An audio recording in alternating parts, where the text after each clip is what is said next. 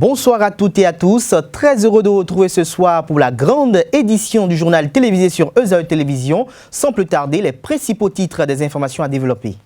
Louis Vlavonou a été officiellement installé dans ses fonctions de président de l'Assemblée nationale du Bénin 8e législature dans la matinée de ce jeudi 27 juin 2019 au Palais des gouverneurs. C'était en présence de plusieurs délégations étrangères issues d'organisations et institutions internationales, sans occulter les parlements régionaux, avec une présence assez remarquable de sages, notables, têtes couronnées et responsables religieux venus de plusieurs contrées du Bénin. À suivre dans ce JT Soir, la substance de cette cérémonie magistrale, le portrait du nouveau président de l'Assemblée nationale du Bénin, son rôle et ses prérogatives.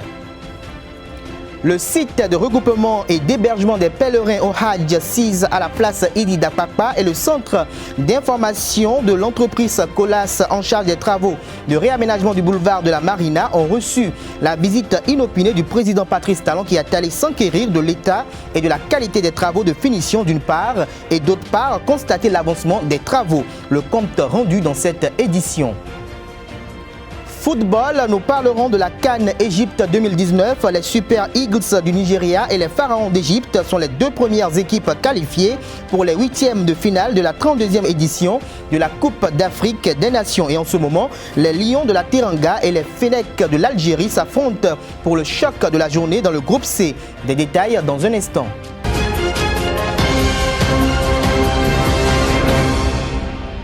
Bonsoir à nouveau chers amis internautes. Élu président de l'Assemblée nationale le 17 mai 2019 par ses pairs pour le compte de la 8e législature, Louis Vlavonou a été officiellement investi dans ses fonctions de président de l'institution parlementaire du Bénin dans la matinée de ce jeudi 27 mai 2019 au Palais des gouverneurs à Porto Novo. Cette investiture a été rehaussée de par la présence de plusieurs délégations étrangères venues témoigner les liens de coopération et de fraternité qui les unissent au Parlement béninois et par la même occasion accorder leur reconnaissance à cette nouvelle législature de l'Assemblée nationale. Plusieurs allocutions riches de sens ont été lues à la tribune. Avant d'y revenir plus en détail dans nos prochaines éditions, je vous invite à suivre un extrait du discours poignant et captivant du président Louis Vlavonou. Il est au micro de nos reporters.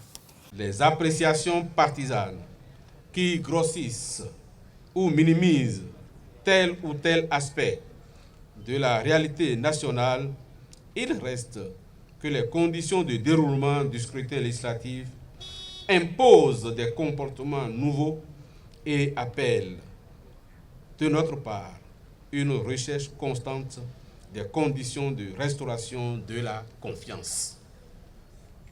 Celle-ci a été ébranlée, en effet, par des incompréhensions dont la persistance pourrait nuire à la cohésion sociale et à l'unité nationale. Pour diverses raisons, des forces politiques n'ont pu prendre part au scrutin. Elles en éprouvent de légitimes frustrations, source de clivage dans notre société. Le Parlement ne saurait rester indifférent devant une telle situation.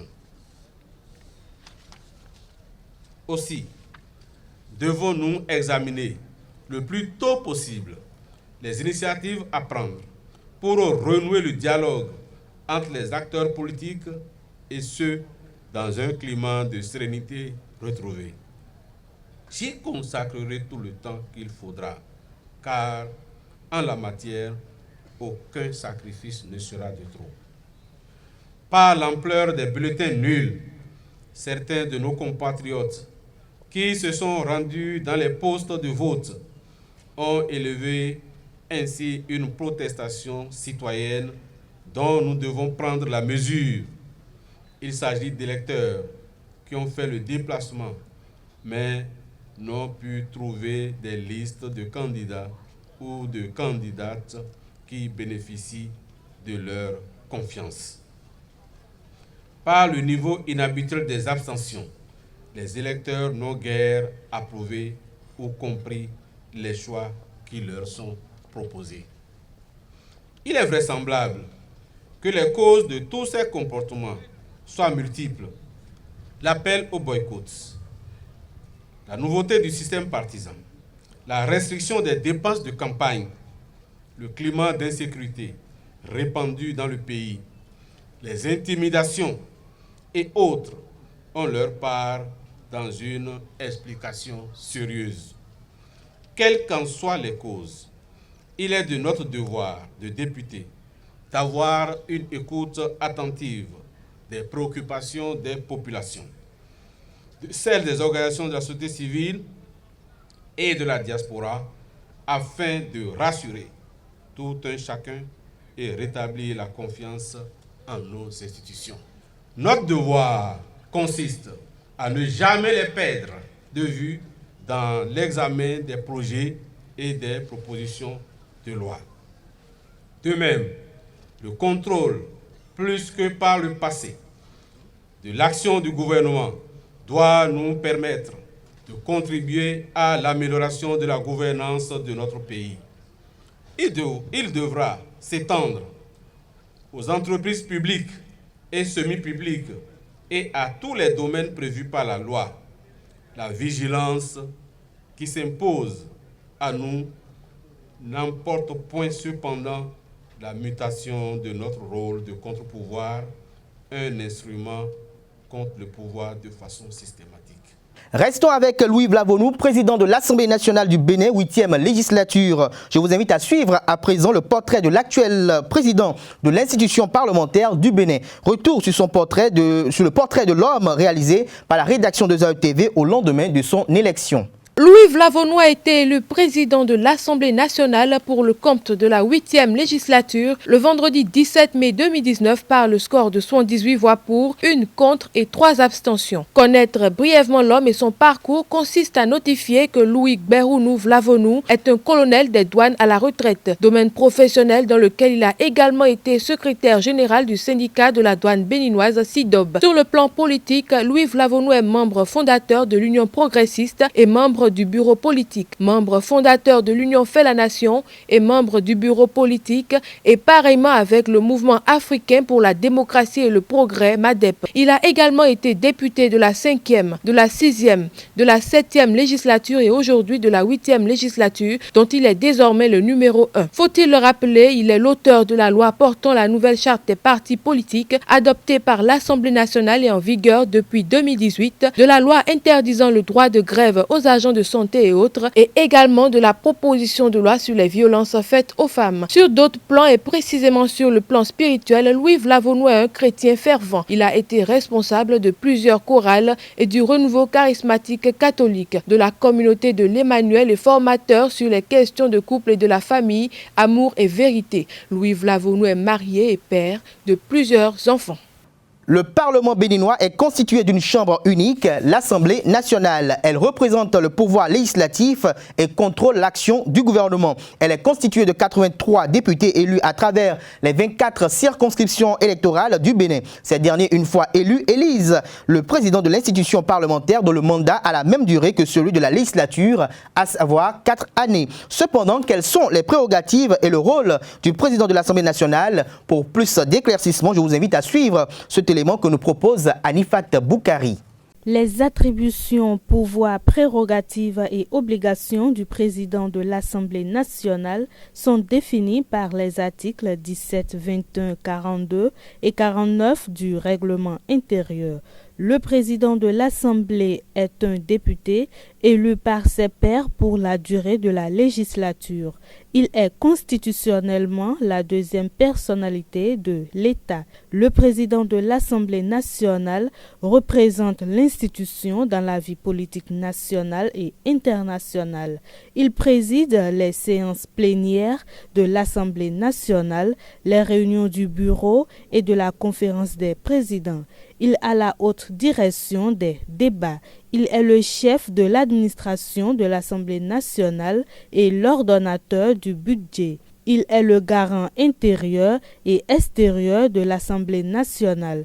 Le président de l'Assemblée nationale, en cas de vacances, exerce provisoirement les fonctions du président de la République conformément aux dispositions de l'article 50, alinéa 1 de la Constitution.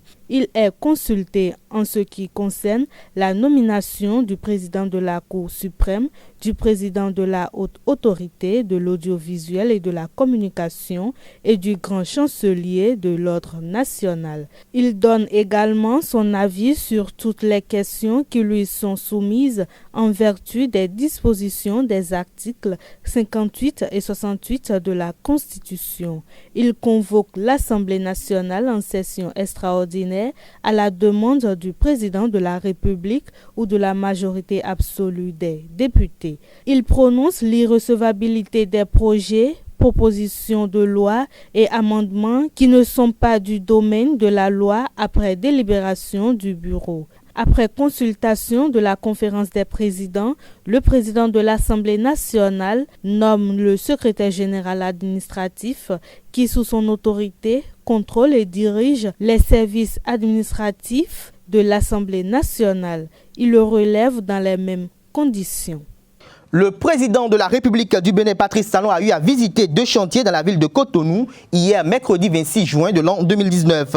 Entouré de quelques collaborateurs et de 2 de ses ministres, à savoir José Didier Tonato du cadre de vie et du développement durable et Alassane Seydou des transports et des infrastructures, le chef de l'État s'est rendu sur le site de regroupement et d'hébergement des pèlerins au Hadj 6 à la place Idi Dakpakpa pour constater l'état et la qualité des travaux de finition de ce chantier. Ensuite, le chantre du Bénin révélé s'est rendu au centre d'information de l'entreprise Colas en charge des travaux de réaménagement du boulevard de la Marina afin de constater l'avancement des travaux de ce chantier qui va se décliner en 2x2, 3 ou 4 voies selon les portions. Je vous invite à suivre le compte rendu de ces 2 sorties. Le président de la République du Bénin, Patrice Talon, assisté des ministres José Didier Tonato du cadre de vie et du développement durable et Alassane Seydou des infrastructures et des transports, s'est rendu ce mercredi 26 juin 2019 sur le site de regroupement et hébergement des pèlerins au Hadj 6 à la place Idi Dakpakpa. Le chef de l'État est allé constater l'état et la qualité des travaux de finition de ce chantier important qui vise principalement à assumer un meilleur confort aux fidèles musulmans effectuant chaque année le pèlerinage en terre sainte de la Mecque. L'aménagement de ce site résulte de la volonté manifeste du gouvernement d'accompagner les fidèles musulmans dans l'accomplissement du pèlerinage à la Mecque, 5e des 5 piliers qui régentent la vie en islam. Ainsi, avec minutie, le président de la République a parcouru tous les bâtiments du dit site. S'entretenant avec l'entrepreneur en charge du chantier, il a exigé encore plus de confort et une qualité irréprochable dans les matériaux utilisés sur ce site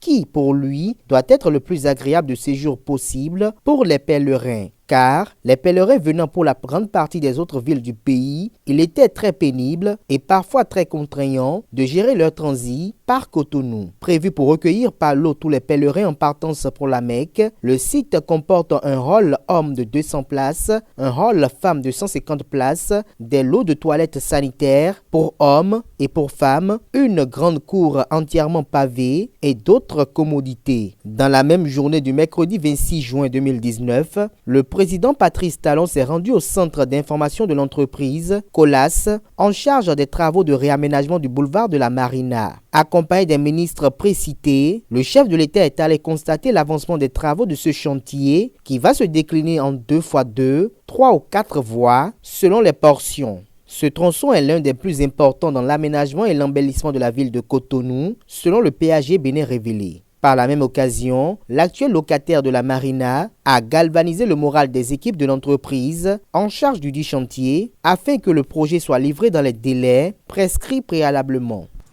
Le mécanicien motocyclique, encore appelé mécanicien moto, est réputé sous l'appellation mécano et est sollicité tant pour l'entretien, la réparation et le montage de pièces des engins à 2 et ou à 3 roues.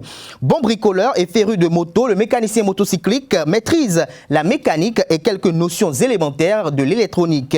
Je vous invite à aller à la découverte de ce métier très passionnant dans les rues de Cotonou. Ils sont indispensables pour la santé des motos. Les mécaniciens motos existent dans tous les coins et recoins de Cotonou.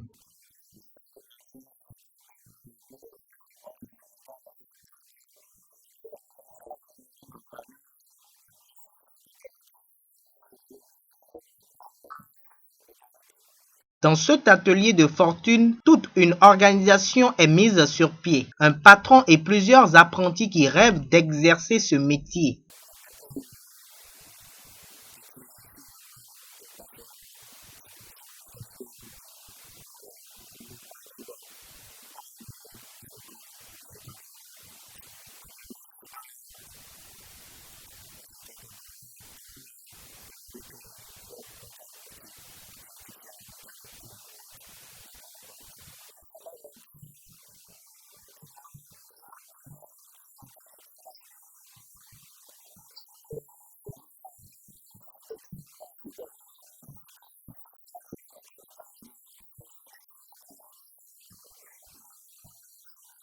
Un métier très en vogue, dont le succès n'implique pas forcément une formation universitaire. Toutefois, le métier nourrit son homme.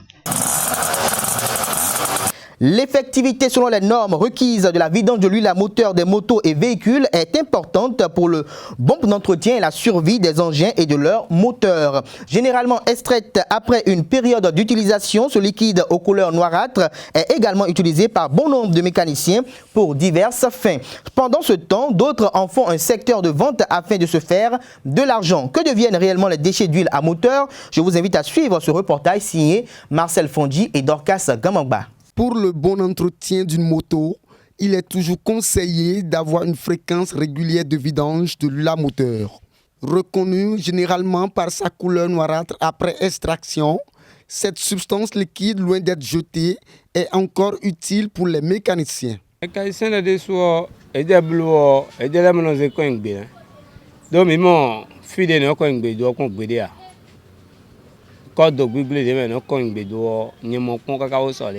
Non c'est là, il y a ça nous zoomons les, zoomons les dessous dans les machines et tout.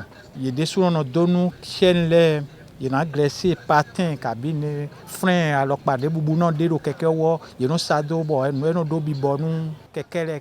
Mais après avoir vidangé les réservoirs d'huile, l'utilisation faite de ce résidu laisse à désirer.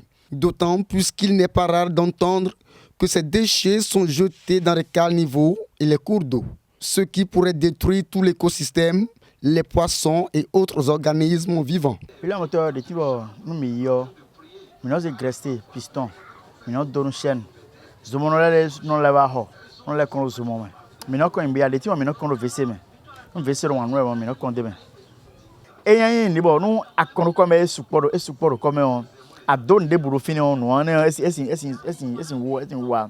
Donc et de mon etiri de ele mo edo hon mo ti kalosino de akazino fili bono adonde bro fini on e na wo ye no wan donc même était de commun ba mo silo fini mo fio et non didi. Les huiles de vidange d'une manière générale sont peu biodégradables. Par conséquent, leur présence dans le milieu naturel peut causer beaucoup de dégâts.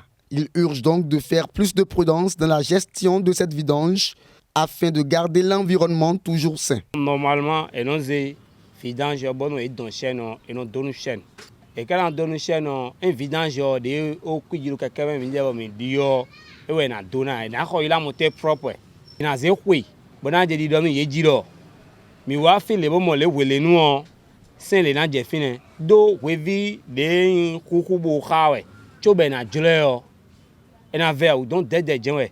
Pour protéger son environnement, chaque société importatrice ou distributrice d'huile à moteur doit reprendre les huiles usagées pour en assurer le recyclage ou l'élimination dans des conditions environnementales requises. Sport à présent dans cette édition du journal. Les Super Eagles du Nigeria, les Pharaons d'Égypte sont les deux premières équipes qualifiées pour les huitièmes de finale de la 32e édition de la Coupe d'Afrique des Nations. Hier, les Nigérians ont signé une deuxième victoire en autant de sorties face à la Guinée, 1-0 dans la poule B. Tandis que les Égyptiens, hôtes de la compétition, ont disposé des Léopards de la République démocratique du Congo, 2-0 dans le groupe A. Dans l'autre match, l'Ouganda et le Zimbabwe se sont neutralisés sur le score d'1 partout. En ce moment, les Lions de la Teranga et les Fennecs de l'Algérie s'affrontent pour le choc de la journée dans le groupe C. À 21h, l'autre match du groupe va mettre aux prises le Kenya avec la Tanzanie. Un peu plus tôt, le Madagascar et le Burundi se sont opposés pour le compte du deuxième match du groupe B. Les internationaux de badminton du Bénin 2019 ont démarré cet après-midi au Palais des Sports du Stade de l'Amitié. Général Mathieu Kérékou de Cotonou, environ 200 badistes venus des 5 continents vont se challenger pour le Graal de $10 000 US et des tickets qualificatifs pour les Jeux Olympiques Tokyo 2020. Mesdames et messieurs, c'est sur cette note sportive que nous mettons un terme à la grande édition du journal télévisé de ce jour sur EZA Télévision. Merci pour l'attention et passez une agréable soirée.